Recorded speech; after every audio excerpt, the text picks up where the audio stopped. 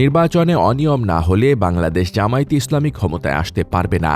বাংলাদেশে ভারতের সাবেক হাই কমিশনার হর্ষবর্ধন শ্রীংলার মুখ থেকে যখন এমন মন্তব্য শোনা যায়, তখন প্রশ্ন ওঠে, বাংলাদেশের জাতীয় নির্বাচনের ব্যাপারে রায় দেওয়ার দায়িত্ব তাকে কে দিয়েছে? ভারতীয় সাবেক শীর্ষ কূটনীতিকের এ ধরনের বক্তব্য শুধু রাজনৈতিকভাবে পক্ষপাতদুষ্ট নয়, এটি বাংলাদেশের গণতন্ত্রের মৌলিক নীতির প্রতি সরাসরি আঘাত। বাংলাদেশের গণতন্ত্র কি ভারতের অনুমোদনের বিষয়? শ্রীংলার বক্তব্যের সারাংশ অত্যন্ত বিপজ্জনক। তিনি আসলে বলছেন, বাংলাদেশের জনগণ যে রায় দিক না কেন, ভারতের রাজনৈতিক ধারণার সঙ্গে না মিললে তা বৈধ হবে না। কি আশ্চর্য কথা! বাংলাদেশের গণতন্ত্র কি তাহলে দিল্লির সাবেক আমলাদের মন্তব্যে নির্ধারিত হবে? 2008 সাল থেকে 2024 সাল পর্যন্ত বাংলাদেশে ভারত নিয়ন্ত্রিত নির্লজ্জ নির্বাচন ব্যবস্থায় কি তবে মডেল হিসেবে মেনে নিতে হবে? শ্রীংলা হয়তো ভুলে গেছেন, জুলাই বিপ্লবের মধ্য দিয়ে বাংলাদেশের ছাত্র জনতা ভোটারবিহীন নির্বাচনের ভারতীয় সে মডেল ভাগাড়ে ছুঁড়ে ফেলেছে। বাংলাদেশে ভারতীয় কূটনীতির নজিরবিহীন ব্যর্থতার পর দায় চাপানোর সুবিধাজনক কৌশল হিসেবে বাংলাদেশের ব্যাপারে তারা বাহ্যিক শক্তিতত্ত্ব হাজির করেছে। কোনো সুনির্দিষ্ট দেশের নাম উল্লেখ না করে শ্রীংলা দাবি করছেন, ভারতের বাইরে কিছু বাহ্যিক শক্তি জামায়াতকে এগিয়ে দিতে চাইছে।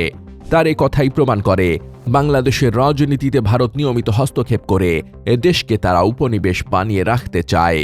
শ্রীংলার এই বক্তব্যের সবচেয়ে বড় সমস্যা হল, ভারতের ব্যর্থতা ঢাকতে তিনি ধোঁয়াটে অভিযোগ তুলে বাংলাদেশের রাজনীতিকে আন্তর্জাতিক ষড়যন্ত্রের গল্পে পরিণত করেছেন।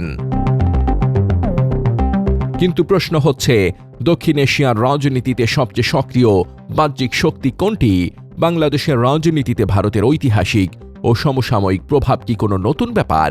নিজের দেশের ভূমিকাকে আড়াল করে অন্যদের দিকে আঙুল তোলা কূটনীতিকে নয়, বরং রাজনৈতিক প্রচারকের কৌশল। ছাত্র জনতার গণ অভ্যুত্থানে ভারত সমর্থিত শেখ হাসিনা সরকার ভারতে পালাবার পর বাংলাদেশে গঠিত অন্তর্বর্তী সরকারকে নিয়ে বাজে মন্তব্য করতে ছাড়েননি শ্রীংলা। শ্রীংলা বর্তমান সরকারকে নির্বাচিত নয়, মানুষ নির্বাচন করেনি, ক্ষমতা দখল করেছে বলে যে ভাষা ব্যবহার করেছেন, তা শুধু কূটনৈতিক শিষ্টাচারের লঙ্ঘন নয়, এটি বাংলাদেশের সাংবিধানিক কাঠামোর প্রতি প্রকাশ্য অবজ্ঞা।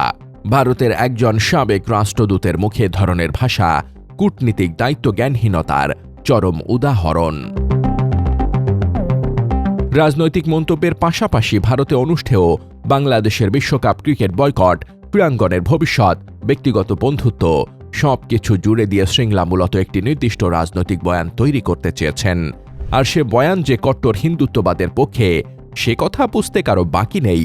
ভারতীয় ক্রিকেট বোর্ডের কট্টর হিন্দুত্ববাদী মনোভাব থেকে শুরু হওয়া এই বিতর্কের ব্যাপারে দুনিয়া নিন্দামুখর হলেও শ্রীংলা ভারতের বিরুদ্ধে একটি শব্দ খরচ করেননি, করার সাহস পাননি।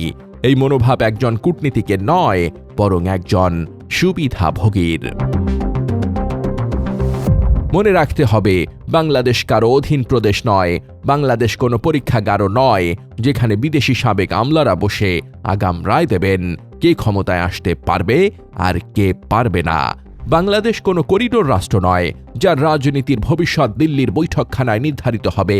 বাংলাদেশ একটি স্বাধীন রাষ্ট্র এবং তার জনগণই তার ভবিষ্যৎ নির্ধারণের একমাত্র বৈধ কর্তৃপক্ষ। কিন্তু শ্রীংলার বক্তব্য বাংলাদেশের স্বাধীনতা সার্বভৌমত্বের পুরো উল্টো দিকে গেছে।